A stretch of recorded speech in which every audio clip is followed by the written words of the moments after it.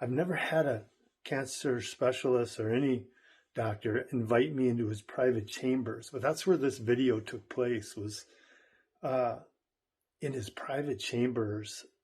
I'm ready. So, I've been taking care of Mr.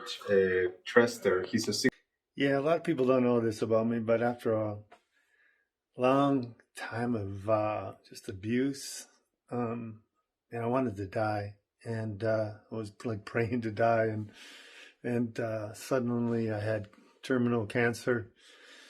In 2017 was diagnosed with this well-differentiated liposarcoma with the differentiated component, and then was resected. There was unfortunately some evidence of residual cancer, of course, and then we had a recent CAT scan that was done on January of 2021, and I guess at first it was operable. We had it removed. I remember even praying for it to come back. I just felt like I wanted to die. There was only a 20% chance that I would survive for 5 years if I did chemo radiation. And after praying about it, the Lord made it really clear to me and me alone that I was not to do chemo or radiation. And so that was my choice. And there were like people trying to stop me from even looking into other options. But my mind was made up. I wanted to have wanted to know the risks, and I wanted to take them, and putting God first and obeying God. And so I denied chemo and radiation. I did do surgery once. I can show you the pictures here. So in January 2021, this big mass was where the first tumor started. And there was a concern based on radiological findings, even though it was not biopsied, that their cancer was back. Just feeling hopeless. I remember praying for it to come back, and it come back. And this time it's inoperable. And it's by my spine, too close to my spine to operate. And again, I chose no chemo, no radiation, no treatment, virtually. And And I remember when it finally came time to get the test results. This Dr. Jesus, this Jesus, this person, this doctor you're listening to, his name is Dr. Jesus, and his dad was a cancer specialist from Mexico, and he's in America now.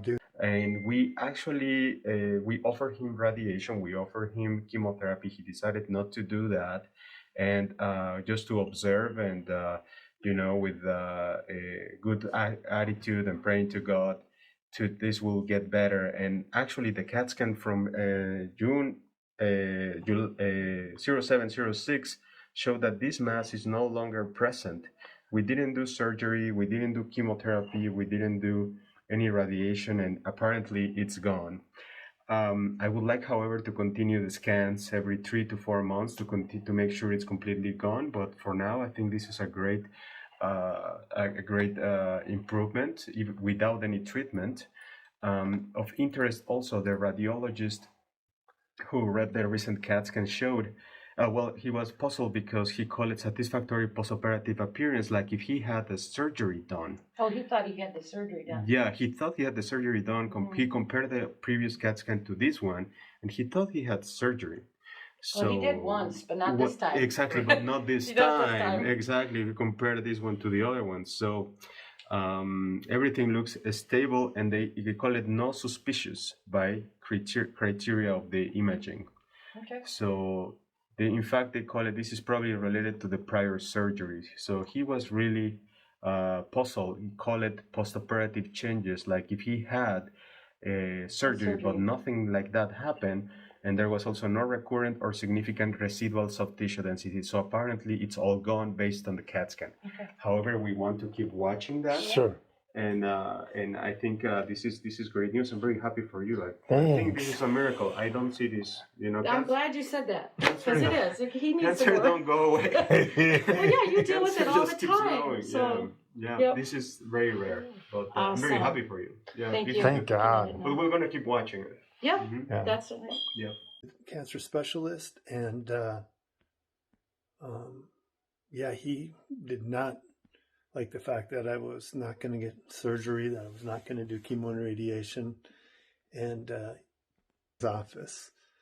And for 45 minutes straight, I told him about God and the miracles God does. And but I walked into his office, and he said to me, "What happened?" He was looking for answers from me, the surgeon. This cancer specialist was looking for answers from me. And so for 45 minutes, I was able to just tell him about miracles and God's miracles. And suddenly he says to me, "I believe."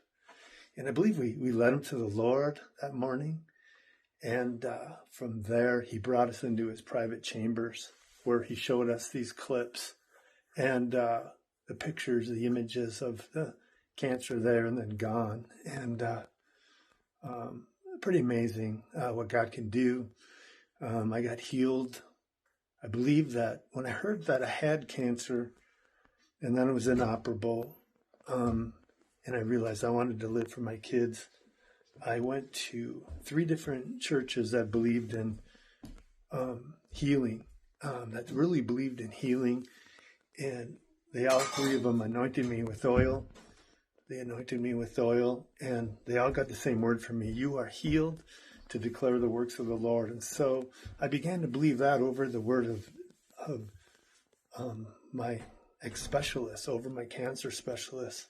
And God began to work, and now I'm healed. And I believe at first the specialist wasn't going to let us do this video, and but I believe it was his first act of faith. I remember him saying to me after all this, he said to me, "Do you think if he prayed and fasted for his patients that they could be healed?" He asked me. And so for a person who didn't believe, I remember earlier going in for treatments and him really not believing. I remember telling him, "No, I'm listening to the big Jesus," and he would just give this look of disgust on his face. But after this, he really seemed to be listening and interested in how I did it, looking for answers for me. So there's nothing like going to your doctor and they're looking for answers from you. You know, you got something right. Amen.